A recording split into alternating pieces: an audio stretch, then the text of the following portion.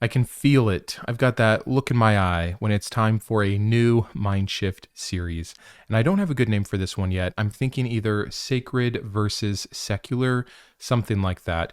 But there are these words that are so often overtaken or straight up stolen by religion that people outside of religion seem to avoid or we get distanced from in some way.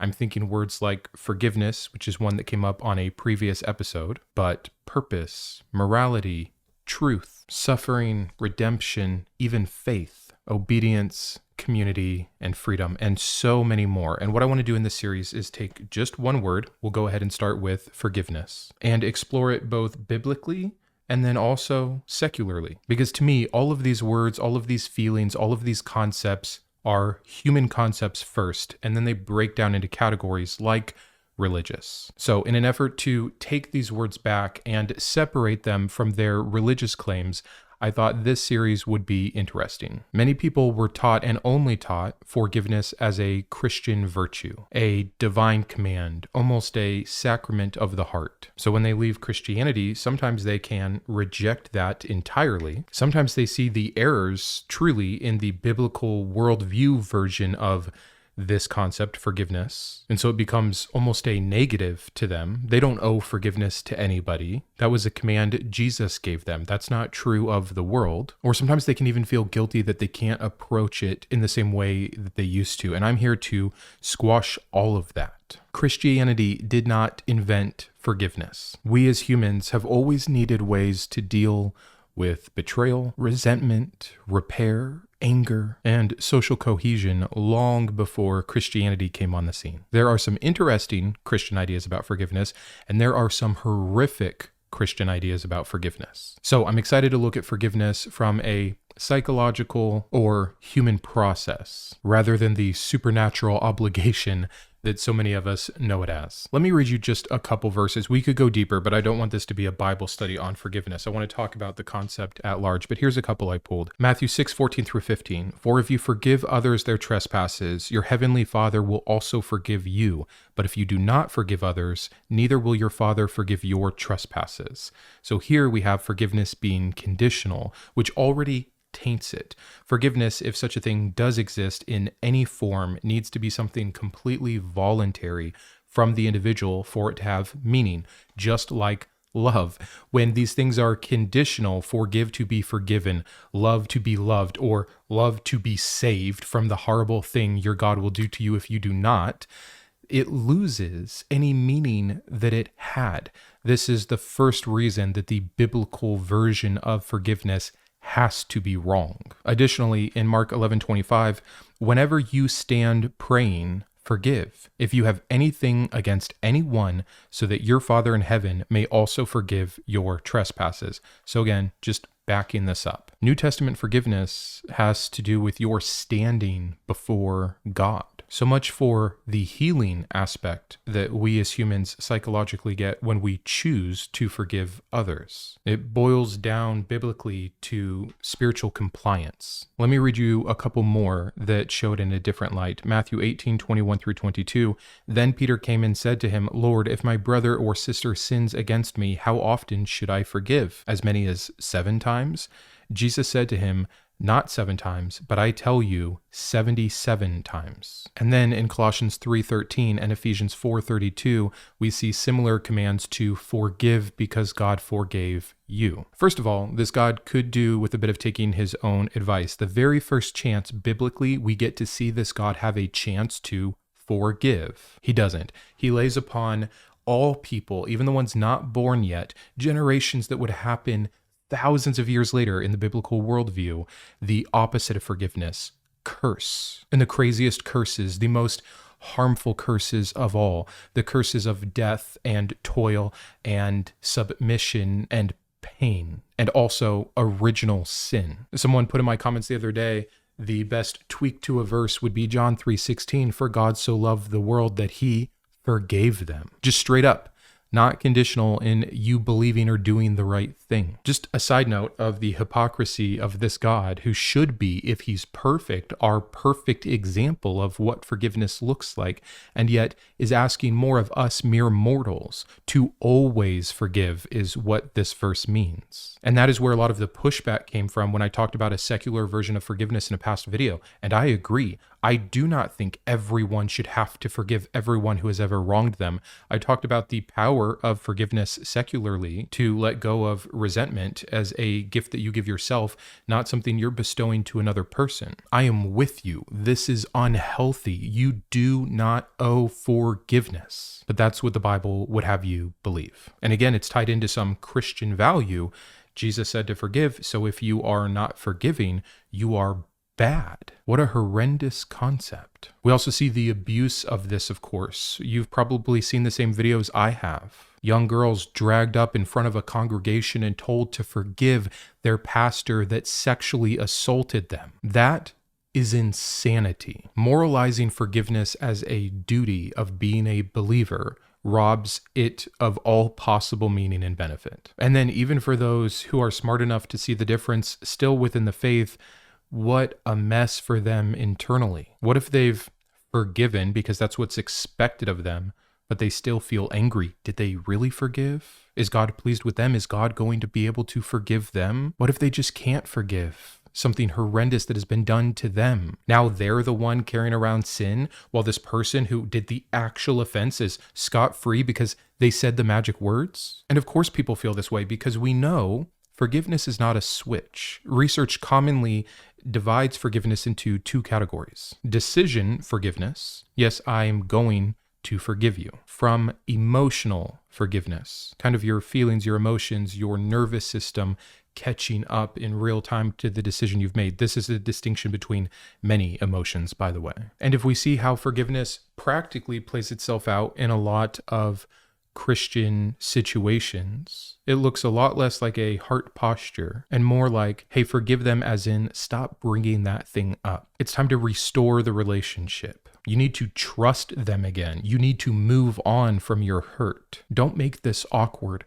Gosh, it's so gross I could barf. But again, forgiveness and reconciliation are two distinct happenings. Reconciliation is the other side of the coin, and that should not be mandatory in any way. Not that forgiveness should, by the way, either. But if we're separating the two, oh my gosh, this is reserved for if and when, and if it's healthy, and if it serves you, and if the other person is, have we talked about this? Actually sorry? Has given you any reason to believe that things could be different, or that they even understand your pain, or what they did was wrong? How could one ever truly forgive or reconcile with another party that isn't at that place? But let's just talk about forgiveness at large. I'm going to read you a definition from the APA, the American Psychological Association on Forgiveness. Forgiveness is a human option for reducing resentment and revenge after a real wrong, without denying the wrong, erasing accountability, or requiring renewed closeness. I love this. I could have sat down for 5 years and not come up with a better definition. This lets us make several important distinctions. Here's what forgiveness is not. It's not excusing. It's not forgetting. It's not minimizing. It's not trusting again. It is not reconciliation. It's not abandoning justice. It's not suppressing anger. And it's not pretending that you are fine. Here's what it may be. It may be releasing obsessive revenge, loosening the grip of bitterness, refusing to let some kind of injury, physical, spiritual, emotional, define your entire life or your inner life. It may just be making peace with the fact that wrong or harm has happened, a form of acceptance. Again, not condoning, but accepting, hey, this is reality. This thing happened. Moving past denial. And a choice. It may just be as simple as a choice not to keep reliving this thing that has harmed you, this event that has occurred. I'm going to link a meta-analysis on intervention studies on forgiveness, where I'm getting some of this information, but I want to give you some of the data points. Because from multiple studies and lines of research, we see the same thing. There is a consistent association between forgiveness and improved mental health. Outcomes including lower anger, lower anxiety, depression, stress, hostility, along with better relational and emotional well-being. That sounds like a positive. It doesn't mean you have to forgive. It doesn't mean you always should forgive. It means if you can, under the right scope of what this definition is, there are positive things to gain from it. Some sources also reported physical health benefits, lower blood pressure, the ability to sleep better, and lower cardiovascular stress markers. Forgiveness interventions in counseling settings also show positive outcomes, especially process-based, and that's where secular counseling can really come in handy. Again, I need to drop that word, counseling. It's Christian counseling that has overtaken and uses Bible verses about what God expects us to do, and that will correlate to mental health and peace that surpasses all understanding. What nonsense. Forgiveness can be beneficial if it's not commanded and if it's more than just a slogan. Now let me get to some important nuance. This is one that is going to divide the camp, especially because there are still many Christians listening and you can't get past the obedience commands that your Christ has given you. But hear me on this. Forgiveness is not always necessary. There are many trauma-informed clinicians that have stated after conclusive studies that forgiveness is not always required for healing. And I want to make that point abundantly clear. I'm talking about some things that have been beneficial in my own life. This is anecdotal. I'm talking about the overall well-being of the average of patients who have gone through forgiveness-based counseling sessions, but especially where abuse or coercion or power imbalance is involved, pressuring survivors to forgive in any sense of the word can redirect attention away from safety, anger, accountability. That doesn't also make forgiveness bad.